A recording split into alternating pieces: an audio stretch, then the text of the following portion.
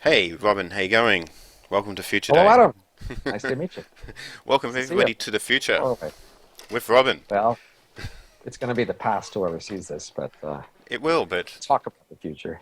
yes, let's talk about the future. We'll be cast digitally into the future, and maybe That's it. that'll increase the odds of us actually being there in the future for some weird, Right. magical, Well, digital way. well, at least some element of us Mm, was recording. that's right.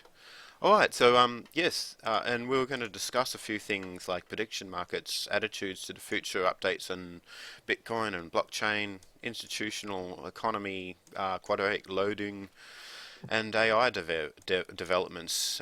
So yeah, To pick what's a been few. on your mind recently? Well, when you suggest let's talk about Future Day, Hmm. that just always brings to my mind how weird and different people are about the future. That is, like I have a invite to a conference and I see a list of speakers, and the kind of attitude people have toward the future is just different than the attitude they have toward other topics. It's noticeably different. Um, People are more wishful about the future. They're more into their values. They're more into like feeling it, and they're less into sort of critical thinking or modeling or expertise or like messy details. So, if we had a conference on, I don't know, automobile repair or something, we'd be focused on a few of us like really know what we're talking about, and they'd really studied it and they knew a lot of details, and the rest of us are trying to figure out who we believe and what makes sense, and we'd be sort of a practically oriented. But if you have a conference about the future, then even though the future is in a sense a lot more complicated than repairing an automobile, nevertheless, people move into this mode where, gee, what do I want the future to be like? And is it really good if humanity exists? And how long does anybody want to live anyway? And what about the trees and the butterflies? And, how about our sense of community? And I just want to talk about all these good, touchy-feely, good feeling sort of topics. And then we're not that interested in like, who about us knows anything about this? It's more like, who's my community of people who shares my values on these subjects, and how can we all come together to talk about what we really feel about this? Hmm. Yeah, And it sounds like people are a bit because it's very difficult to predict. People shy away from it, and it seems like people are a little bit afraid that what they if they make a prediction, they'll be wrong. People don't like being wrong. right, of course, the obvious response to that is just to ignore the subject and not talk about it. You could just, and many people do that. Of course, they just completely ignore the future in that sense. But of course, you could have that same fear about the past and history. So I think comparing the future and history is an interesting, useful comparison. There's a lot of things you can be wrong about if you talked about the past, Hmm. and there's a lot of things we don't know about it. But even then, a lot of people talk about the past, even if they don't know that much about it. They're interested in it. They like to watch shows about it and read about it. And then they think there are these recognized experts, historians about the That's right. past. Hmm. Yes. And that, but for the future, then um, sometimes they're shy and just don't want to talk about it at all. But when they do want to talk about it, even even if they're shy, they aren't that interested in there being experts who really know a lot more than other people, and they're not so interested in like figuring out the details and keeping track of them. They're more just interested in their like gestaltish feeling toward it. Right. Okay. So by gestaltish feeling, do you think, yeah, do people like change? Are people attracted to change? You see, if people talk about the past, Yeah, they don't need to feel as though anything's going to change. Like for instance, back into dark ages anytime soon. Although that could happen, but people are happy right, talking about the past because it's already happened and it's not really affecting them now. People talk about and get serious about the future, right, then they have to commit right. to So, it. certainly, if people were practically oriented, they'd be a lot more interested in the future than the past, because, as you say, you can't do anything about the past; it's done. But nevertheless, people are so interested in the past. Partly, they're interested in like feeling superior to people in the past. The more they emphasize how backward and poor all those people in the past were, the more they can feel that we now are better people, and feel good, pat themselves on the back and feel good about it. Or they can like focus on their ancestors who may have come from Lithuania or something. They can focus on the history of Lithuania and feel how identified they are with those people from their place. They can make a connection and feel they are somebody and they have a community. Hmm. That's something you can do with the past. And, Hmm. in a sense, you know, you could feel those ways about the future. You could feel superior to the future, perhaps. or you could identify with a particular element of the future that you expect to exist. And people don't really do that so much. Mm. So yes, you might say people don't like change. So they should be the most interested then in a future that things change the least, right? Hmm. But in fact, they seem to be very engaged mostly by futures that are very different from today, on heavens or hells. So Right. if you start talking about futures that are mundane, that are, well, things don't change that much, and there's a few changes, and it gets a bit better, but it's mostly like today, then people like lose interest real fast, Mm. and they're gone. They don't want to hear about that. But if you talk about it's going to all go into an apocalyptic disaster and crash, and we'll be in Mad Max, Hmm. wandering the streets, then people are really engaged by that. They're just fascinated. Or, global warming will destroy the nature and the biosphere, and, disease will run rampant, and people are really engaged by that too. Right. Or you flip it So, to the opposite extreme. The people are really engaged by utopias. They love to say, yes, we've got all these problems today, but later on we won't have any problems anymore. Later on we'll have no sickness and no need to work, and we'll have no conflict, and we'll be peace, and you know, because there's all these wonderful technologies or societies or whatever that'll make the future a wonderful place. well, I guess, it's a similar thing with, the newsreels. If it bleeds, it leads.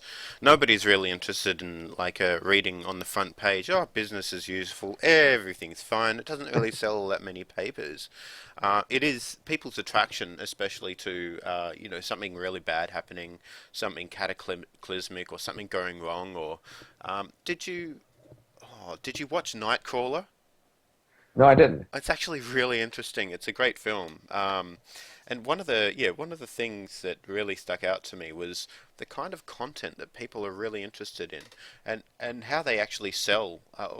This is a portrayal of the media, how the media actually sells time and airspace, and gets to sell advertising, of course, is by appealing to people's sense of insecurity. I think there was a quote, something along the lines of, you got to watch out for all those people crawling in from the outskirts into the inner suburbs, and that spells Uh, danger. Watch it out for it all. Sure. Well, if you look in history and people's interest there, certainly like they're more interested in wars perhaps than in peaceful times. But they don't go to like the worst possible times and focus on them. So there's very few people who like to see historical dramas of the Black Plague, Hmm. and half the population dying. And Hmm. that doesn't interest people that much about the past. Hmm. Often they're interested in change, but they're interested in change where like things are getting better even, or revolutions or great, the Roman Empire perhaps more than the Middle Ages. So Hmm. they like to think about the peaks of when things were, especially when they built the pyramids, or when, uh, you know, when Michelangelo painted, right? I mean, those would be, Well, one of the most popular television series of all time is Game of Thrones. yeah, And I it's mean, that's fiction. pretty, that is fiction, but that's pretty darn dystopic. And what I find is, what are people interested in it there? It's not like so far from reality that it's unthinkable.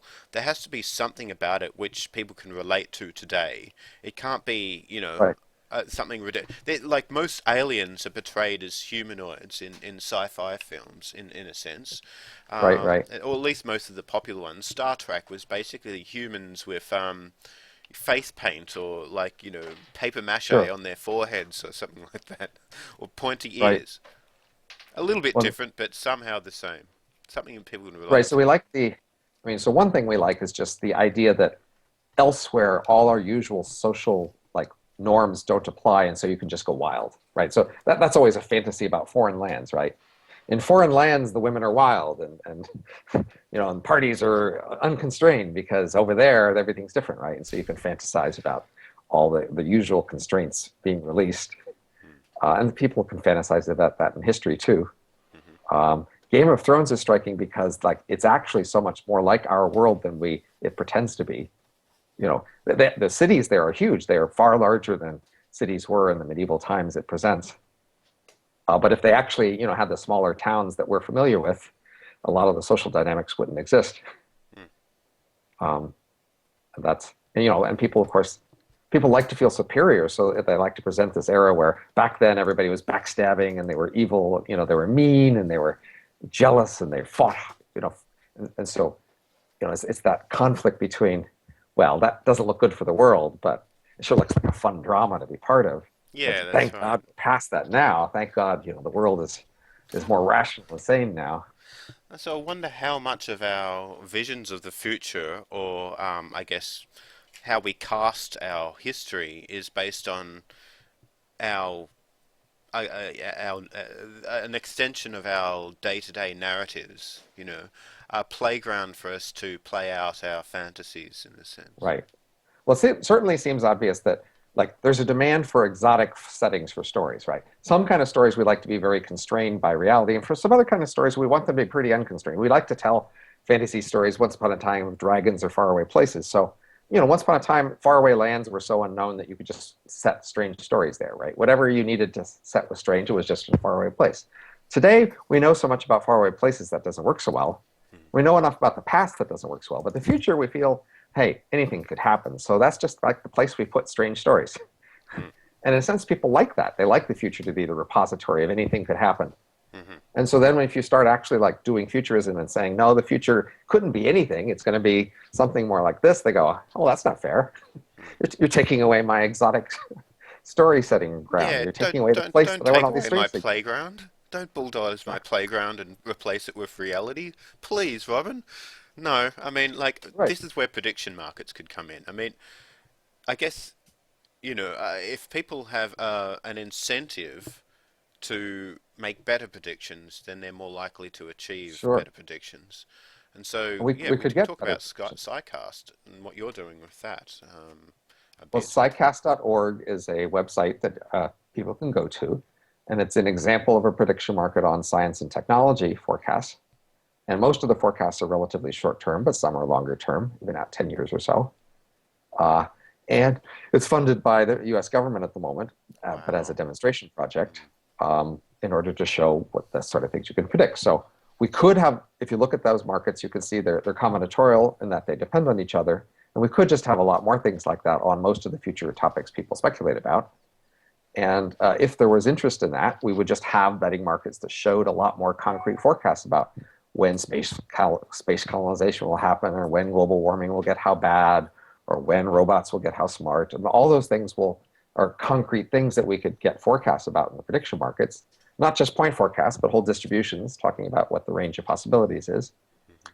And the interesting thing is, I think there's just actually relatively little demand for that in the futures community because whatever happens, you'd end up with some specific prices, and then they wouldn't be the full range of exotic stories people want to tell. They would be the particular predictions that come out, and they would say, this is the most likely world. Mm-hmm. And then that sort of deflates the whole fun of anything can happen. Mm-hmm. It also kind of takes away from the moralizing. So I think, whatever is actually likely to happen is going to be some muddled mix in the middle. Mm. And that's harder to moralize about than utopia and hell.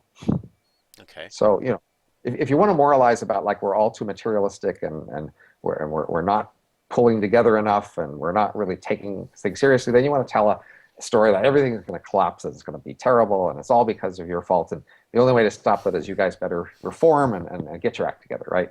That's a moralizing tale. So for a moralizing tale, you don't want to hear that, well, the chance of disaster is 3%. Mm-hmm. You don't want that number. That kind of gets in your way. You would just want to say, hey, you better watch out or it'll all be terrible, right? Yeah, that's right. And it'll be your fault. Nothing to do with Right, like randomness, nothing to do with like percentiles. It's either one or zero. It's yeah. right, exactly. But on the other side, there's a lot of like techno It's utopians or Pascal's whatever, wager, right? right? People want to say the future is going to be great, at least if you'll just, let the engineers alone and let them build the great, wonderful future. Mm-hmm. And then having some numbers about how, well, it's going to take a long time and it'll be slow and it'll be expensive and there'll be things going wrong. Well, that doesn't play that narrative very well either, right? That's right. So I'm not sure there is that much of a demand for among futurists for actually getting these numbers right, and because it takes work, for example, and then it's compromised. The numbers aren't like my story, your story. There's some middle in between, Mm-hmm. Well, and it's muddled up mix. yeah. I mean, like, I guess some of the big, large tech companies do have futurists on board. Intel has a Right, futurist, right?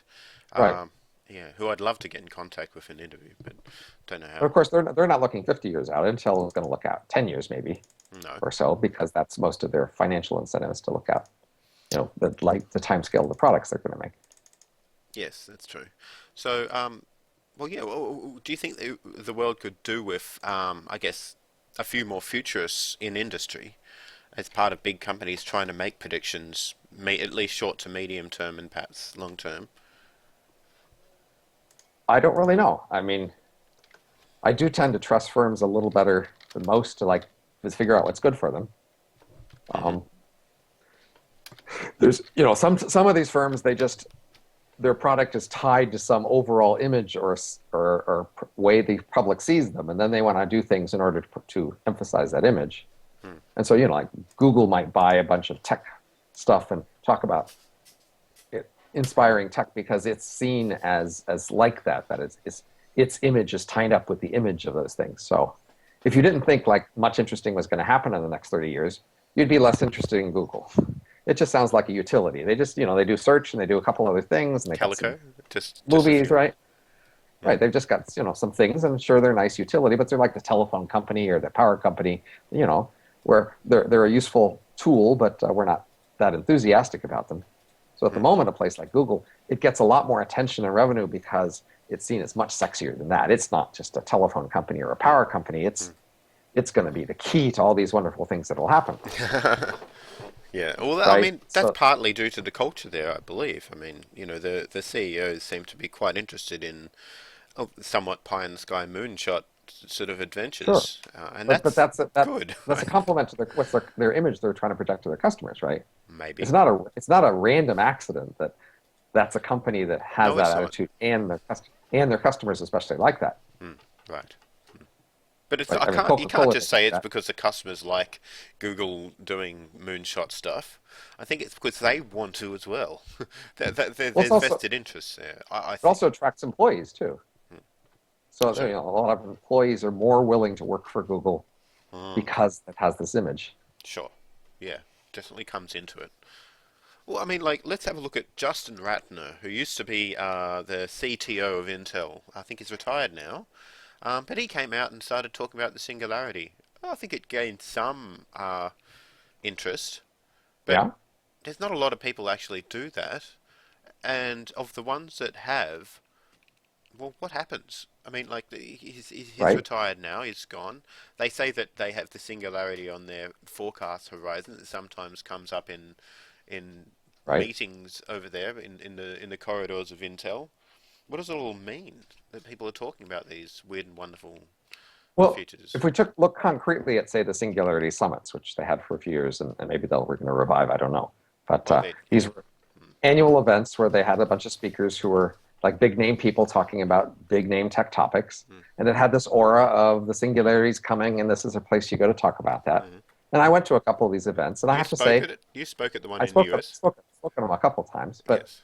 I think that it's fair to say that the main reason a lot of people went there Mm, is just to socialize and network with other people who went there. And a lot of people made connections there and they got jobs. And so there's just the Singularity University is a similar sort of thing. It's a place for people to network mm, and meet other people with a similar mindset, mm, mm, and so that they can work together. mm, And in a sense, the whole future thing is this gloss on networking, right? Which of course often happens for charities, right? mm, There's a lot of charities where you go to a charity event mainly to socialize and meet other people who go to the charity event. And then because it's a charity about something you're into and that they're into, that you have a special connection with them and you make bonds and make friends and maybe marry people and you get jobs because you meet people that you are similar to at these events, mm. right? Yep. And so in a sense, I mean, you asked me what's going on. That's one of the main social things that's going on is Mm, although people, have some level of sincere interest in these topics, when they go to social events about them or go to speakers about them and read about them and talk about them, mm, it's often just a way to connect with other people who think like they do. mm. Well, I was so enamored and excited about the singularity sort of going mainstream over there. I did organise a few of these conferences in Melbourne. So yeah, there was Yeah, three right. Singularity Summits before the name was bought by the Singularity University, and I was then no longer allowed to use it.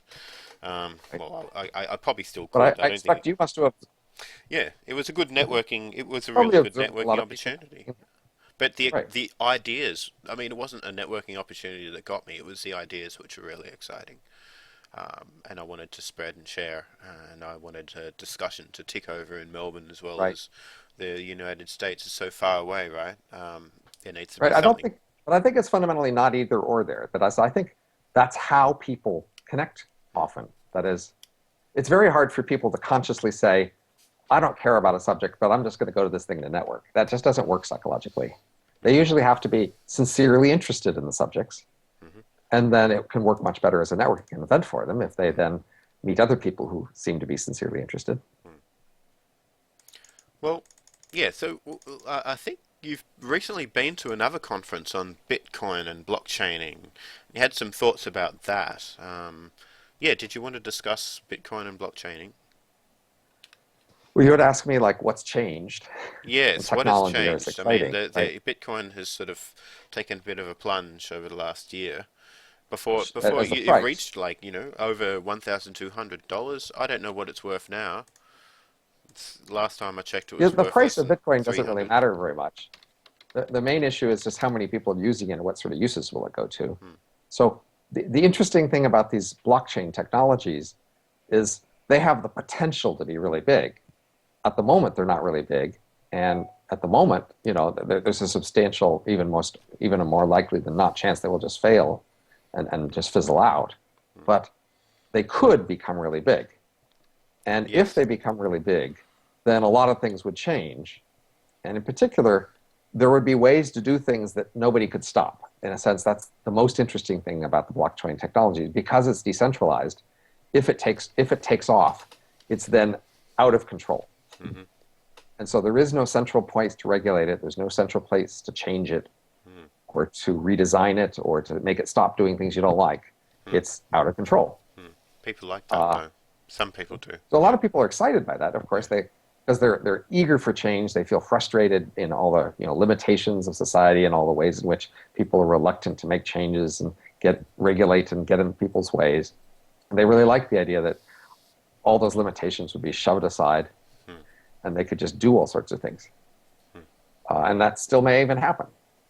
Um, but I think you have to take some pause. At least you should be a little cautious, at least at some level, of saying, once this is out of control, if I don't like what happens, it's too late, Hmm.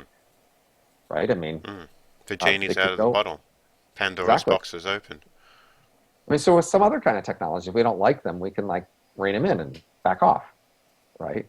If we didn't like Facebook, then we could shut it down, or we could like make them change it or something. And, Hmm. there's a lot of things that we can, if we didn't like, if we could do automated cars, right, self-driving cars. If they start to like cause a bunch of problems, then we can back off and say, I guess we can't do that so much anymore. I guess we should slow down or add these rules or whatever, right? There's a safety belt. You try it. If it's not so great, okay. Even with the drones, right? We're adding more drones. We're letting people more do things with drones. But maybe you think, hey, the drones end up being a problem. We'll rein them in.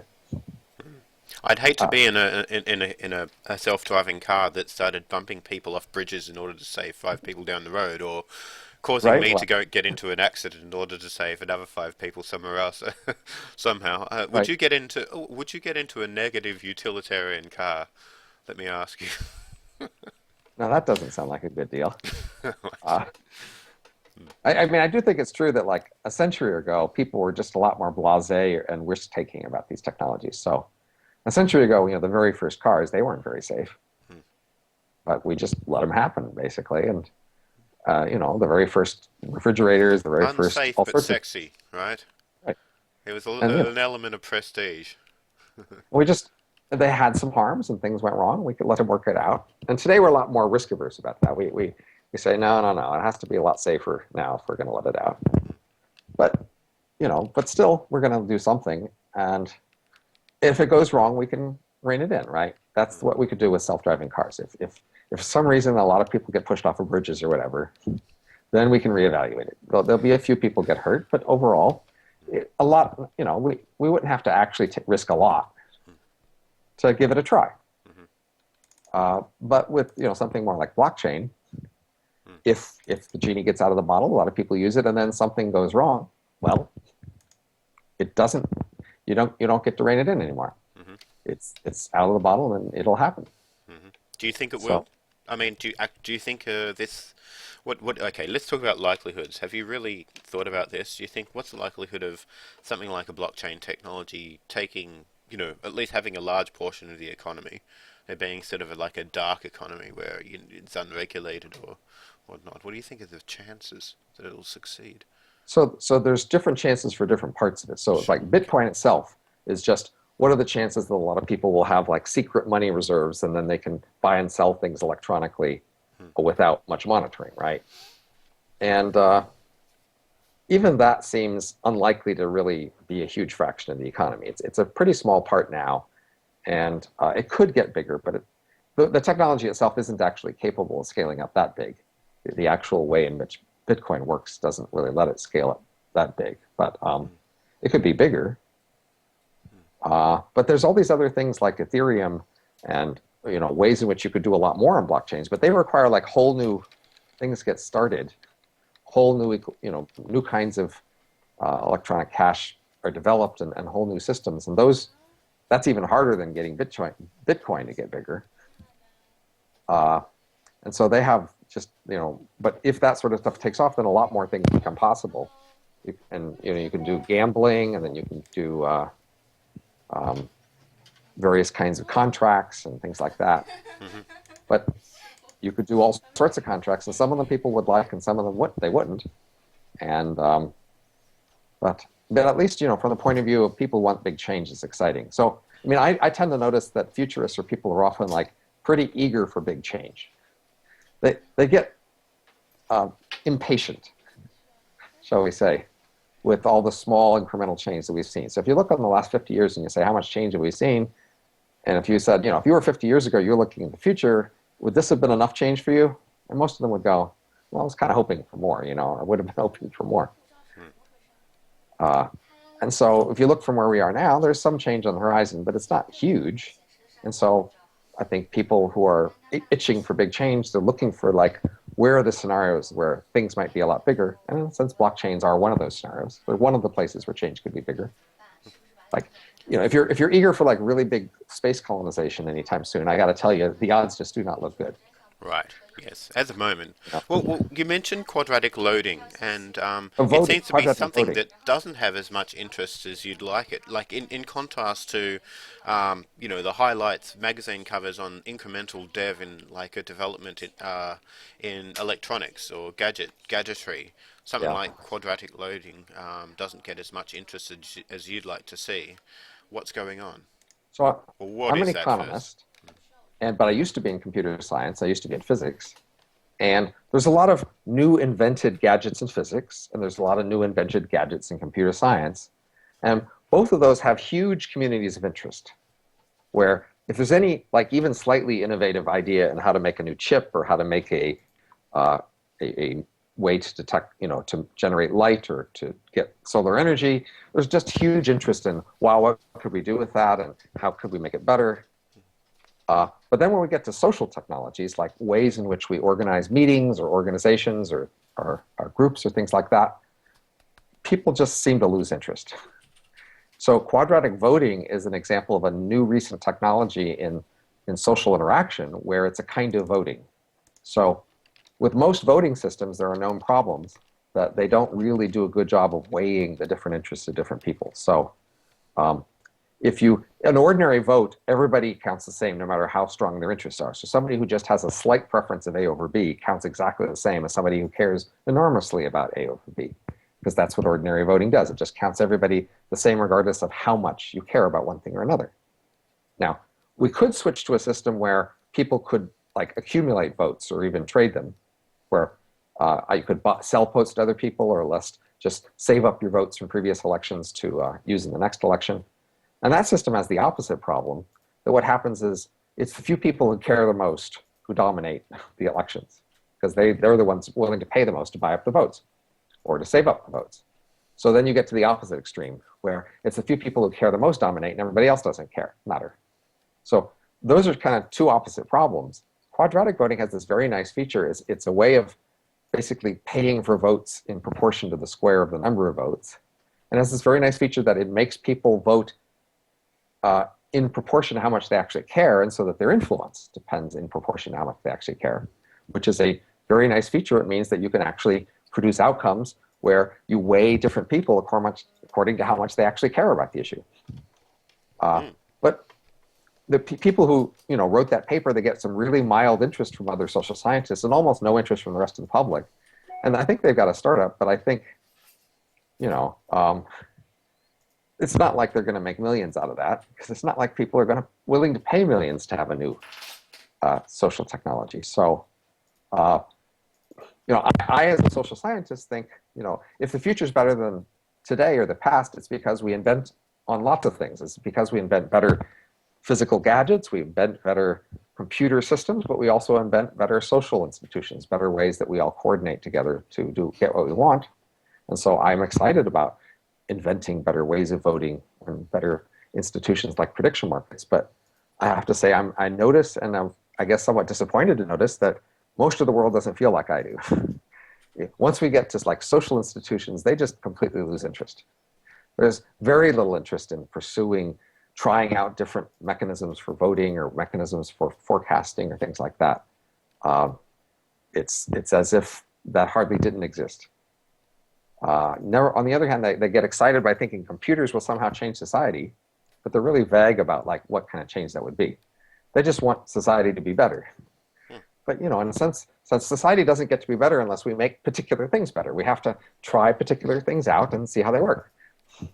And then some of them will work well and some of them work badly. We retain the ones that work better and we keep going. That's, in a sense, how society will get better.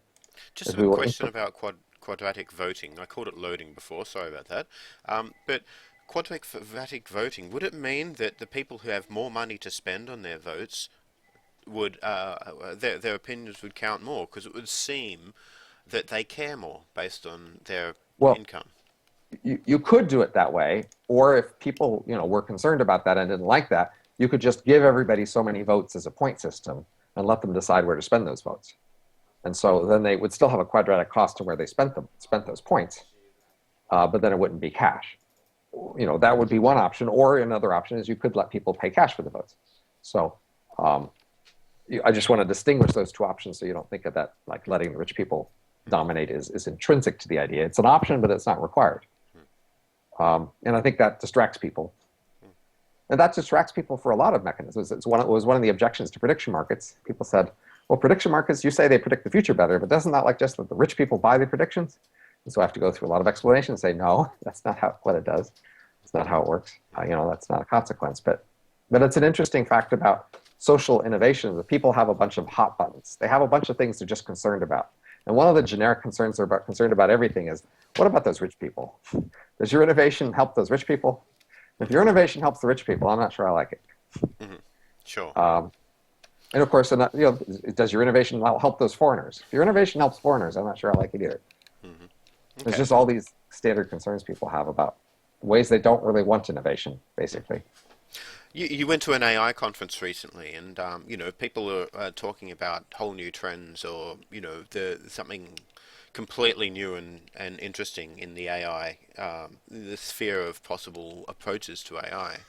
However, what's your opinion on that, or is it just a continuation of the same sorts of things except gradually improving?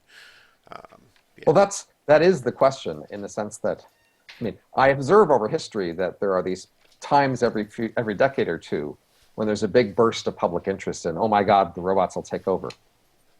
Right? And so that happened in the mid-'60s, it happened in the mid-'80s, it happened now, it's a boost right now, it might have sort of happened in the early dot-com boom in the late 90s. And, it was happened with the Luddites, centuries ago. And it seems like historically these have been overblown. That is, these bursts of interest did not correspond with an actual big change in the degree of automation or ways in which robots were displacing the economy. Mostly, automation and robots slowly have been incrementally displacing people and jobs. Mm-hmm. But the interest and fear about it comes in these bursts.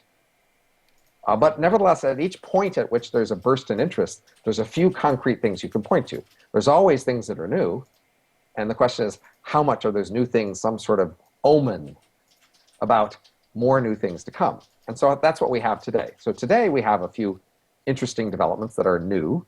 So we have some new kinds of machine learning algorithms, and they've had some interesting new progress that other algorithms haven't had before.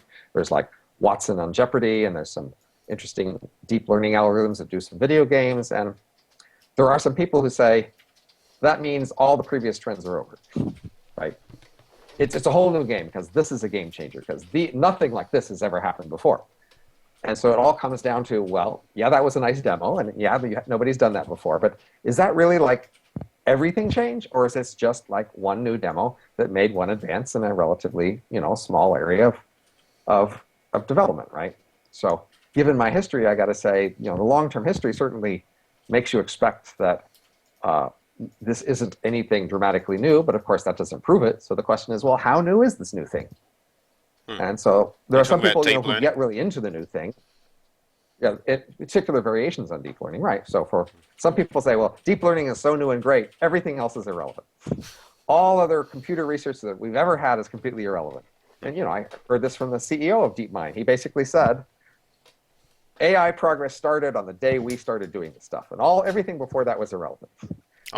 Demis Habasis. Yeah, okay. Right? And so the claim was that their stuff is so different and so new that no previous track record of progress is relevant. And they're going to solve everything, and they'll do it in 10 years. They will, in 10 years, basically figure out how to do all AI for everything.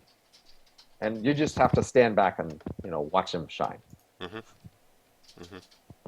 And, you got to say, well, both, you can't disprove that. I mean, it's logically possible. And they have done some impressive things that people haven't done before. But, every decade or so, there's impressive things nobody's done before. If you go all the way back, there was always a new thing that was the omen, that was the, oh my God, did you see that they had a machine that did that? And then the imagination fires up and say, we're finally there, right? Now machines will do everything. And there's that leap from there's this one new machine that does a new thing to now machines will do everything. So what kind of omens do you think we should be listening to, and which ones should we will take more like a grain of salt? Well, I mean, this is just, I'm going to say, be like a straight academic. Don't follow individual news events. Look at aggregate statistics. So just like, 9/11 was a terrorist attack. It was one big terrorist attack. But you know what? We've had lots of terrorist attacks. We have a whole data series of terrorist attacks for generations. Don't rethink the entire concept of terrorism based on one attack. Look at the overall statistics and project those statistics forward. If you see one earthquake, you don't say, oh my God, this was the biggest earthquake we've seen in 5 years. Therefore, all our previous data about earthquakes are irrelevant. We're obviously going to have a whole new world of earthquakes that destroys everything. Well, that's kind of crazy. I mean, just because you've had a big recent event doesn't mean all of a sudden you throw out all your previous statistics and just focus on this one big event. That doesn't make sense in wars. It doesn't make sense in terrorist attacks. It doesn't make sense in earthquakes. It doesn't even make sense, in movies or something. You'd say, hey, look at this movie. That's so good. It's better than every other movie I've ever seen. Therefore, the entire technology of movies is all changed. And well, that would be also kind of crazy. I mean, you need something a lot stronger. So, mostly I would say, like most academics would say, collect a data series, project it forward. I mean, a similar story in prediction markets. We've got all this data about how accurate prediction markets are. And then every once in a while, there would be a prediction market in the news, like predicting whether this guy would, whether somebody would leave the Supreme Court or something. And then there would be a surprise, and they say, hey, you know what? Your prediction market only gave a 25% chance to this event that really happened. So clearly prediction markets just don't work anymore, do they? And you go, what? I mean, saying that there's a 25% chance of something that actually happens isn't too terrible. Yes, there was a mild surprise, but it doesn't invalidate all the data you've ever collected. Mm-hmm. So same way thinking about society and progress in the future. We've got a lot of data on technical progress, a lot of data on economic growth, a lot of data on all sorts of social trends.